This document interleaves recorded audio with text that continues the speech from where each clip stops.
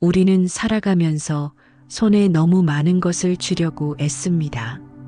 재물, 명예, 인간관계, 그리고 심지어는 지나간 상처와 후회까지도 놓지 못하고 끙끙 앓을 때가 많습니다.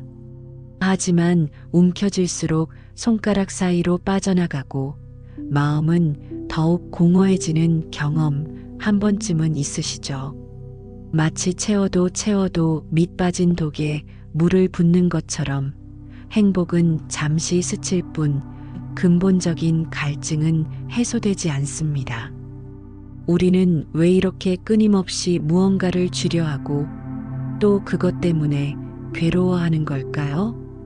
오늘은 무언가를 끊임없이 채우려고 애쓰는 우리에게 비움으로써 오히려 더 큰 것을 얻게 된다는 지혜를 전해주는 한 노승의 이야기를 들려드릴까 합니다.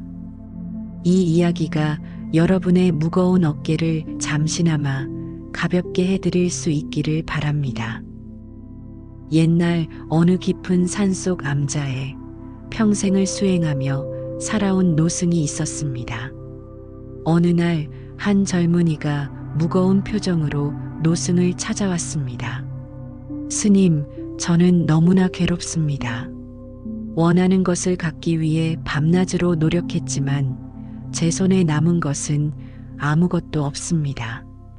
남들은 저만치 앞서가는 것 같은데 저만 제자리 걸음인 것 같아 불안하고 초조합니다. 어찌하면 좋겠습니까? 노승은 말없이 젊은이를 데리고 산을 오르기 시작했습니다. 산 중턱에 이르렀을 때 노승은 길가에 놓인 크고 무겁게 보이는 돌을 가리키며 말했습니다. 저 큰 돌을 들고 산 정상까지 올라가 보거라. 젊은이는 영문을 몰랐지만 스님의 말에 따라 끙끙거리며 큰 돌을 들어 올렸습니다. 돌은 생각보다 훨씬 무거웠고 몇 걸음 떼지 못해 숨이 턱까지 차올랐습니다. 비틀거리며 산을 오르는 내내 젊은이의 마음속에는 내가 왜 이 고생을 해야 하나 하는 원망과 이러다 뒤처지면 어떡하지 하는 불안, 그리고 남들은 쉽게 가는 길을 나만 힘들게 가는구나 하는 비교하는 마음으로 가득했습니다.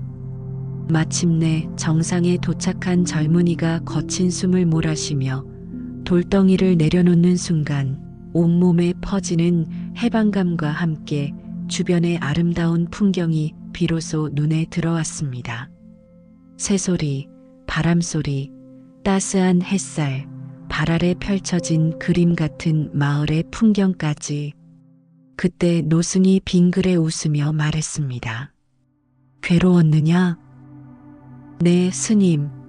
죽을 만큼 힘들었습니다. 그럼 지금은 어떠하냐? 돌덩이를 내려놓으니 이제야 살 것 같습니다. 제 발밑에 이렇게 아름다운 세상이 펼쳐져 있었는지도 몰랐습니다. 노승은 젊은이의 어깨를 두드리며 말했습니다. 내가 그토록 손에 쥐려 했던 욕심이 바로 그 돌덩이와 같으니라. 그런데 한 가지 더 알아야 할 것이 있다. 그 돌은 처음부터 그 자리에 있었을 뿐 그것을 굳이 짊어지고 올라온 것은 바로 너 자신이었느니라. 세상 모든 사람이 금은보화를 짊어지고 간다 하여 너 또한 그 무거운 돌덩이를 짊어질 필요는 없는 것이다. 너의 길은 너의 걸음으로, 너의 호흡으로 가면 되는 것을. 젊은이는 그제야 깨달았습니다. 자신이 짊어지고 있던 것이 단순한 욕심이 아니라 남들과 비교하는 마음, 뒤처질지 모른다는 두려움 그 자체였음을 말입니다. 돌덩이를 내려놓고 한결 가벼워진 마음으로 산을 내려오던 젊은이가 노승에게 다시 물었습니다. 스님, 무거운 짐을 내려놓아야 한다는 것은 이제 알겠습니다. 하지만 그러고 나니 이제 어디를 향해 걸어가야 할지 더욱 막막하게 느껴집니다. 삶의 목표를 어디에 두어야 합니까? 두 사람은 어느덧 작은 계곡을 가로지르는 낡은 나무다리 위에 멈춰 섰습니다. 노승은 아무 말 없이 난간에 기대어 눈을 감았습니다. 잠시 후 젊은이에게 물었습니다. 무슨 소리가 들리느냐? 네. 아, 그냥 물 흐르는 소리 아닙니까? 젊은이가 어리둥절하며 대답하자 노승은 잔잔한 미소와 함께 다시 물었습니다. 그럼 무엇이 느껴지느냐? 뺨을 스치는 시원한 바람이 느껴집니다. 그러자 노승이 말했습니다. 그렇다. 텅 빈 마음에 무엇을 채울지 고민하기 전에 바로 지금 이 순간을 온전히 느껴보거라. 우리는 항상 먼 곳에 있는 무언가를 잡으려 허덕이지만 삶의 진정한 기쁨은 바로 지금 내 귓가의 물소리와 내 뺨을 스치는 바람 속에 있느니라. 과거를 후회하고 미래를 걱정하느라 단 하나뿐인 오늘을 흘려보내지 말거라. 젊은이는 다리 위에 서서 처음으로 발밑을 흐르는 물소리에 온전히 귀를 기울였습니다. 며칠 후 젊은이는 다시 노승을 찾아와 물었습니다. 스님, 욕심을 버려야 한다는 것은 알겠습니다. 하지만 마음을 비우고 나면 텅 빈 공허함에 더욱 괴로워지지 않겠습니까?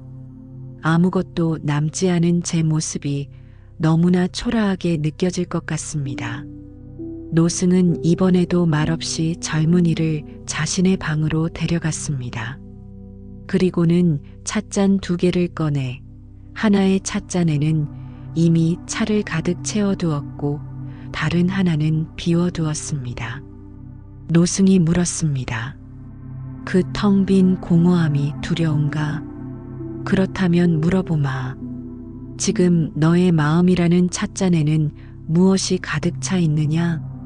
젊은이는 한참을 망설이다 대답했습니다. 그야 어제의 실수에 대한 후회, 내일의 일에 대한 걱정, 나를 향한 다른 이들의 비난과 기대, 이런 것들로 가득 차서 새로운 것을 생각할 틈조차 없습니다. 노승은 고개를 끄덕이고는 가득 찬 찻잔에 찬물을 더 따르기 시작했습니다. 찬물은 이내 잔을 넘어 바닥으로 흘러내렸지만 노승은 멈추지 않았습니다. 스님, 찬물이 넘쳐 흐릅니다. 젊은이의 외침에 노승은 주전자를 내려놓고 이번에는 비어있는 찻잔의 향긋한 찬물을 천천히 따랐습니다. 은은한 차향이 방 안에 가득 퍼졌습니다.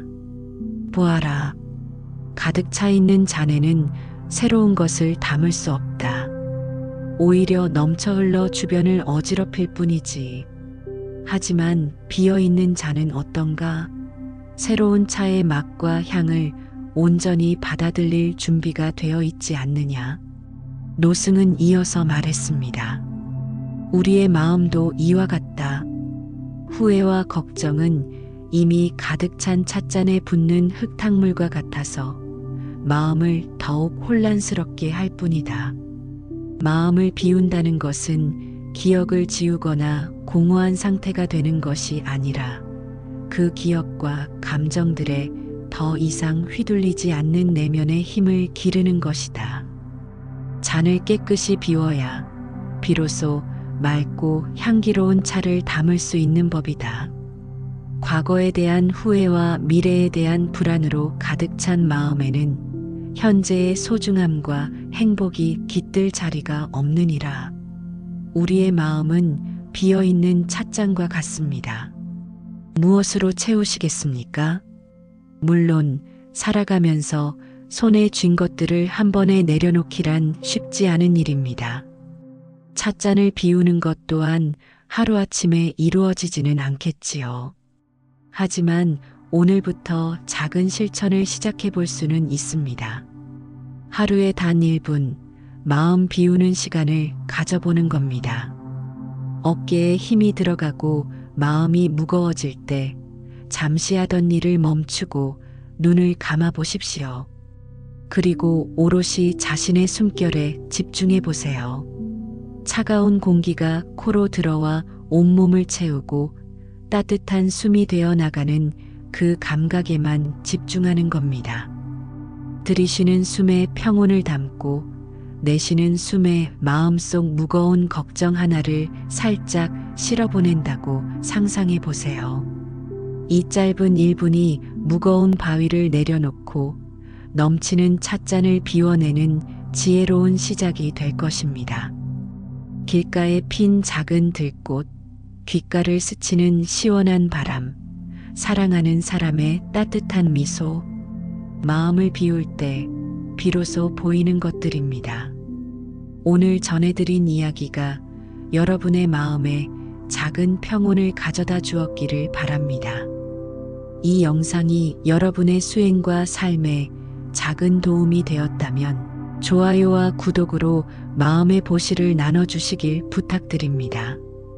부처님의 지혜가 여러분의 하루를 환히 밝혀주시길 기원합니다. 나무 관세음 보살